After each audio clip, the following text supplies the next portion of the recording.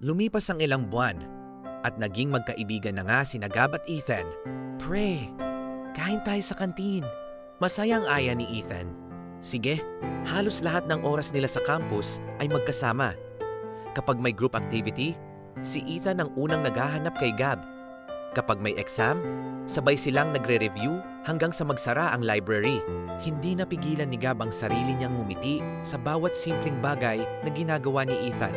Isang araw, habang naglalakad sila sa campus, may lumapit na dalawang babae. Hi, Ethan! Pwede bang makuha number mo? Napangiti si Ethan. Sige, tahimik lang si Gab habang pinapanood ang eksena. Masakit, pero wala siyang karapatang magselos.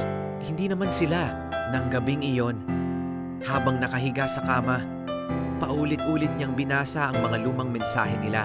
Salamat pre, kita tayo bukas. Ingat ka. Simpleng mga salita, pero para kay Gab, sapat na ang mga yon para mapasaya siya. Makalipas ang ilang araw, nagkaroon ng school fair. Habang naglalakad sila, biglang hinawakan ni Ethan ang braso ni Gab. Pre, tara rito. Sandaling tumigil ang mundo ni Gab. Hindi niya alam kung bakit sobrang bilis ng tibok ng puso niya dahil lang sa simpleng paghawak na iyon.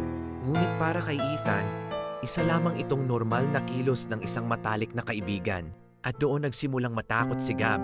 Paano kung mas lalo pa siyang mahulog? Paano kung dumating ang araw na kailangan niyang itago ang sakit habang pinapanood si Ethan na magmahal ng iba?